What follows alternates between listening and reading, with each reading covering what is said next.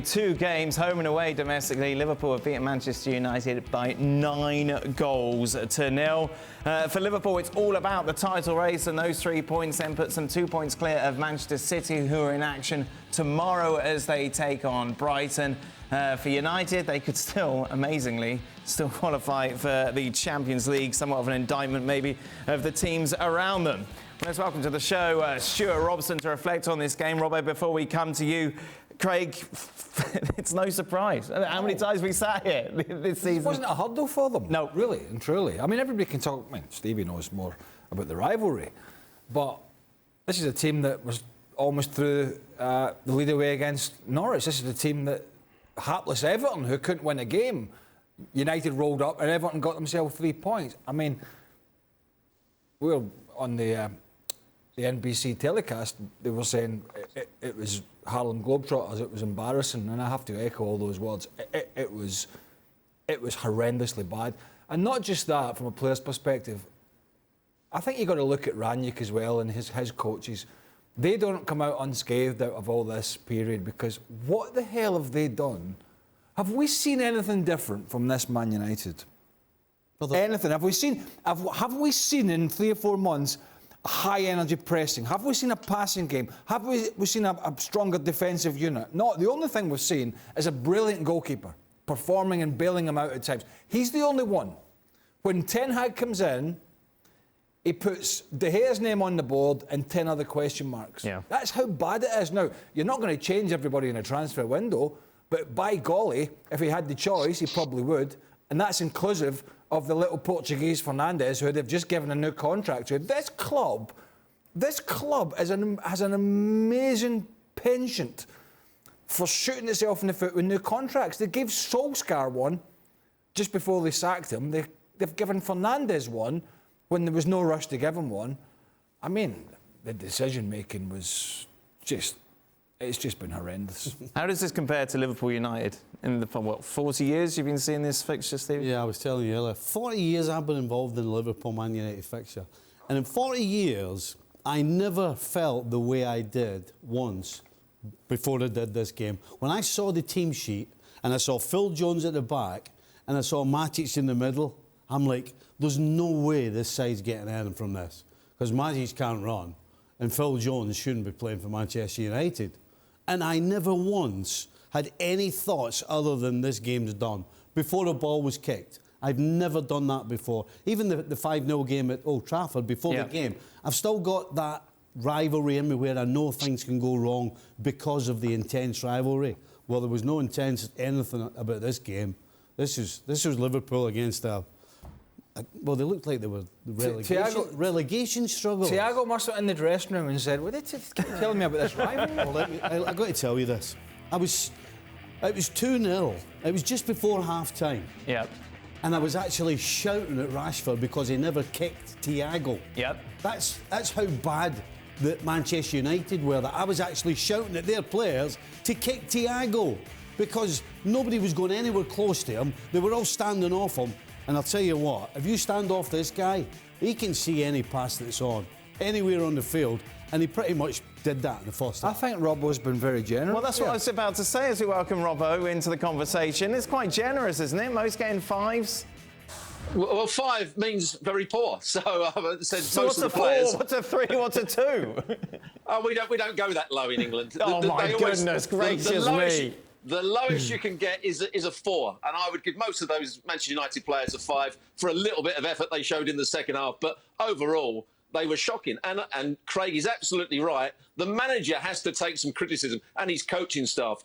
Why would you play Phil Jones? And there's nothing against Phil Jones. He's only played one game, or started one game against Wolves, where he did OK. He's been out injured for many, many months. He's lacks match fitness, and you play him in a massive game where you need to defend well against a top-class side. You put him as your middle centre-half in a back three, which you haven't played. You then go and put Dalot at left-back, and you play Rashford up front, who's not had a kick in the last, I would say, the last 6 months almost. So it was a team that he put out that was always going to lose, but the way they lost was embarrassing, particularly in that first half. What, how many fouls was it, Stevie, at half-time? 2 fouls from Manchester United. Seriously? That's the only. That's all they committed, and that kind of epitomises the lack of fight. No shots at goal, and no shots total and 2 fouls. You know, I've always said if you give Thiago time on the ball, he's a terrific little footballer because he can. And actually, some of his interceptions in the second half. I mean, he was brilliant today. But when you give a guy that time and space, and he does all those little fancy drop of the shoulders and stuff, and plays some great passes, then that's what you're going to get. He gets a 9 from Robbo, so that's all right. Yeah, I mean, I thought, oh, come on, I haven't got my glasses on.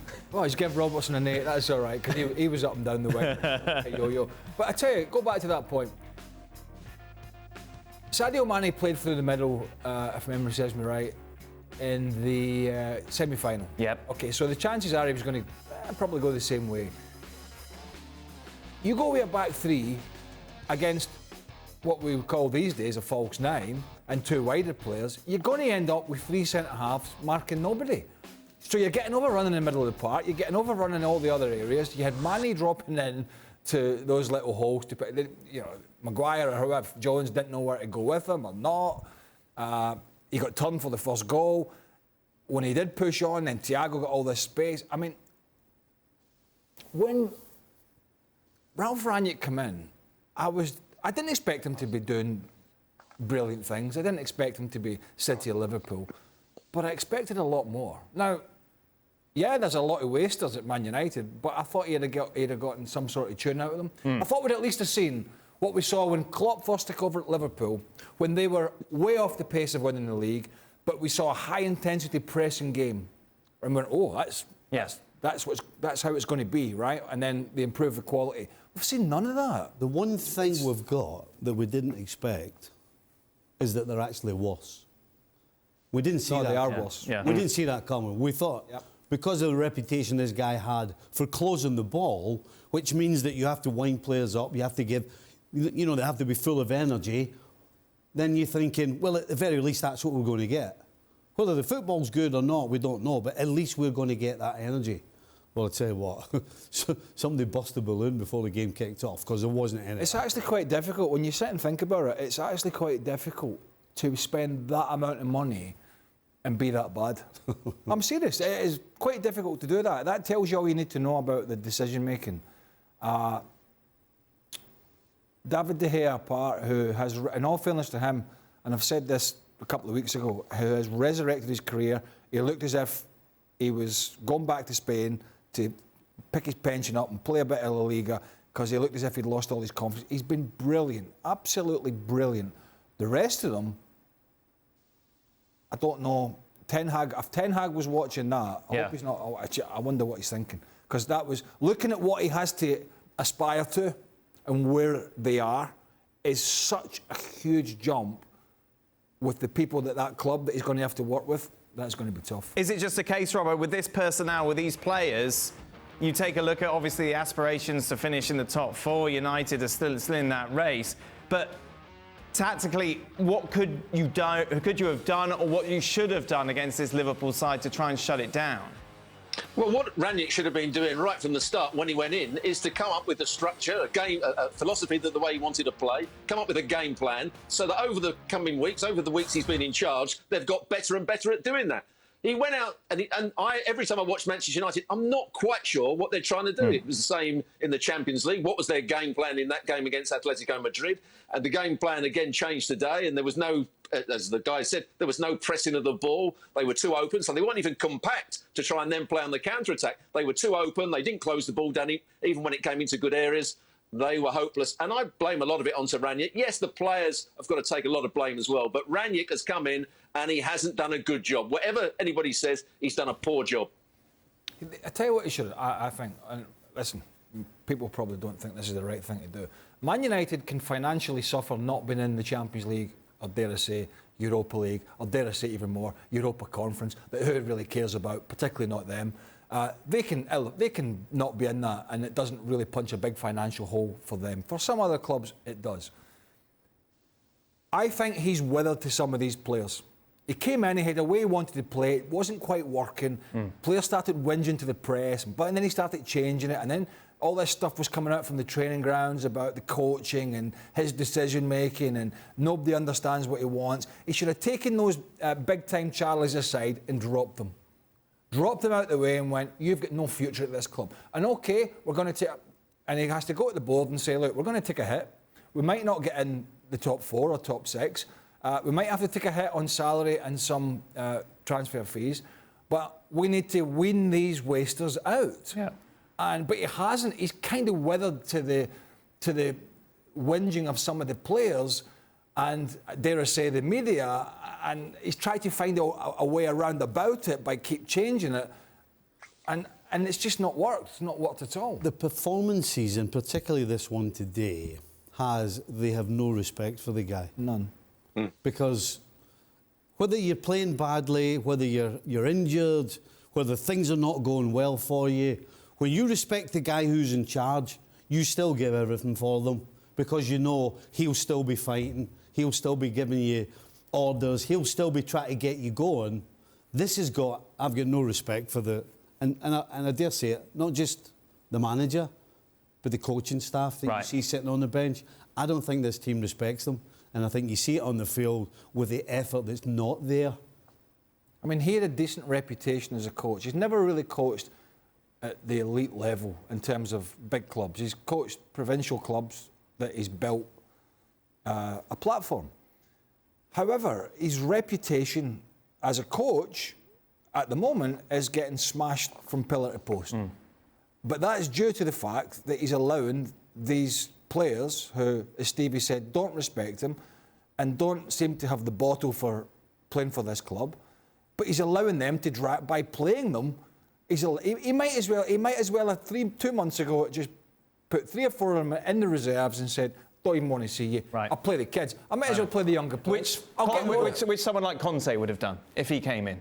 You'd imagine he would have come in, picked out the bad apples and said, right, off you go. Yeah, where you go. He'd have picked out, he'd have tried to get a tune out of them, and if he didn't get a tune out of them, and if he smelt there was a sense there was a bad smell from them, he would have binned them. Yeah. And he went to the board, and he'd done all these banging in the desk and doing all that, but he'd have been able to try and sort it out. I think the whole interim thing with Ranić is betwixt in between. Yeah. And that's a huge problem. The rest of them should be embarrassed, by the way, because the young kid Hannibal came on for 15, 20 minutes.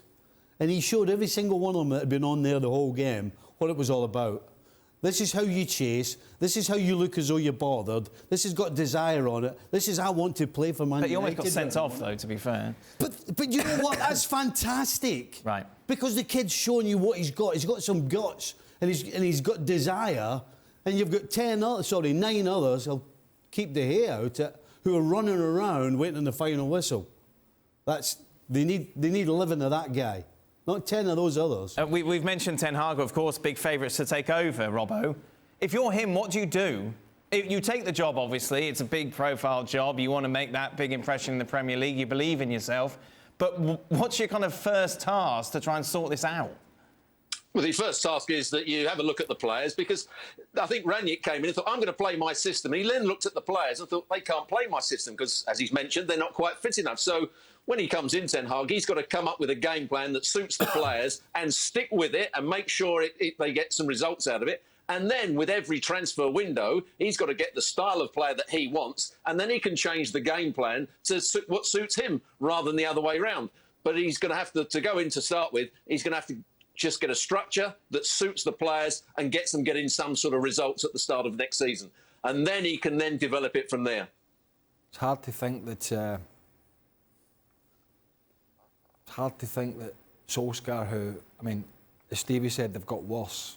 I mean, he should never have been there for those. If there's anybody still hankering on the fact they had got to second place, this is what happens when you allow mediocrity rot in there and try and pull the wool over people's eyes and say, well, we're going the right direction. Everybody's smiling and nobody's getting upset at the training ground.